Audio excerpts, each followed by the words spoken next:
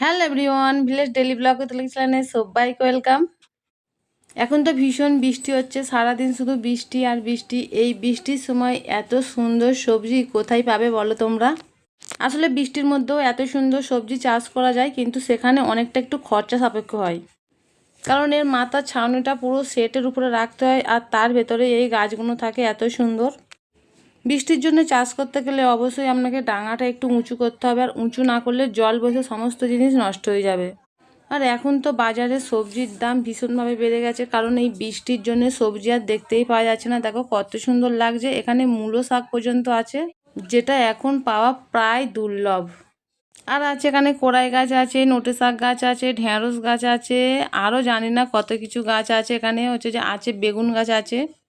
দেখো বেগুন গাছে কত সুন্দর ফুল এসেছে দেখো।